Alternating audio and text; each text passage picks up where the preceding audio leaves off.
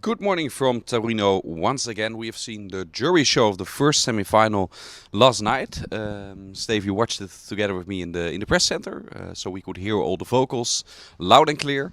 And Erik was having a party, I believe, was having a blast in the venue itself. Let's start with that before we talk about someone else was with Erik and can confirm. Now, we can confirm we have a valid result. Yes, that Erik had a blast in the venue. What's it like to be in the arena this year? It's different than other years. In other years, you always have before the show, you have some artists performing and you have music playing, like a DJ, to get into the mood. Now there was just a clock. So actually, the atmosphere was not there yet. But as soon as the show started, it was like party time. What do you mean just a clock? Like counting down until the show begins and furthermore nothing? Nothing happening on beforehand. Well, yeah, that okay. Well, it's Yeah, typical. that's interesting. Yeah, we're quickly done with that topic then. Yeah. Steve, you watched the show from the jury perspective. We always do. People can read it, of course, on our website. The vocal assessments, the quick summary for people who haven't read it yet. The quick summary is that I'm quite confident Greece might have won the jury vote last night. They were the best one. On the other side of the spectrum, Austria was quite poor, and there were four other countries that were more towards the bottom of the show. But there was also a very large middle pack of, I think, more than 10 songs that could have been like that could have finished fifth or maybe 12th, because they're very tight and close together. It was because the overall quality was quite okay, actually. I think it's, as I said yesterday, a very jury-friendly semi-final. Were there countries that needed to be at their best last evening but weren't? Oh, that's a tough one. To be fair, Switzerland was not as good as it was in the afternoon. So, and he's one that does need a jury vote. I still think it's a very jury-friendly entry, and that they might be. I mean, it's not like he fucked it up, you know. It's not like he made a complete mess of it. He made some minor mistakes. I think juries might still forgive him for that. But yeah, I mean, there were definitely some entries that showed some nerves. But I think.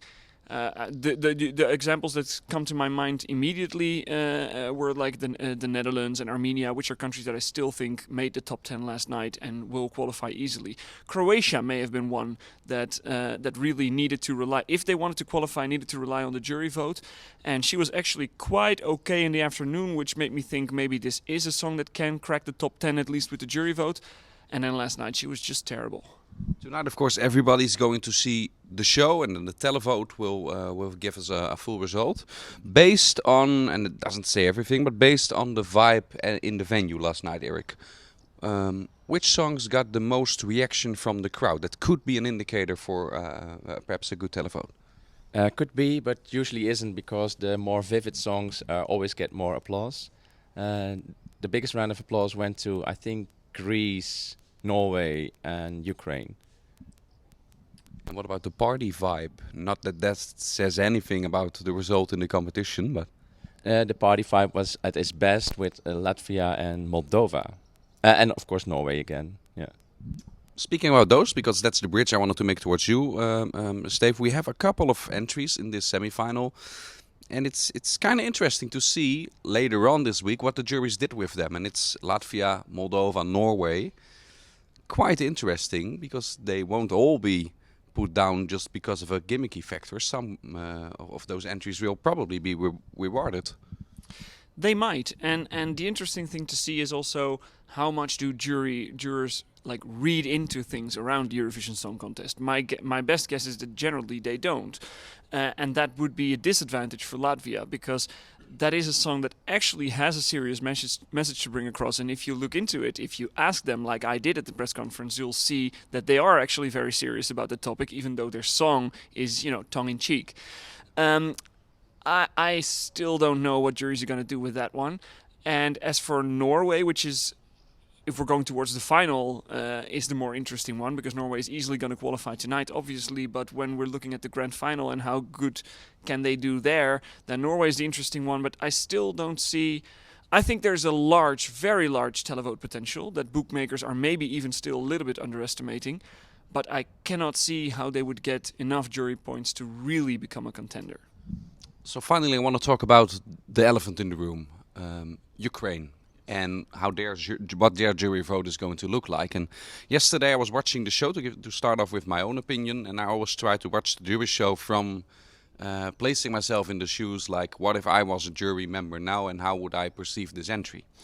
And then I thought, they also, of course, you say they don't read into every entry, jury members, and I believe that, but also, just as we have it, they are humans. People know they are in the jury, and people will tell them, is this a fixed competition? Ukraine will win no matter what.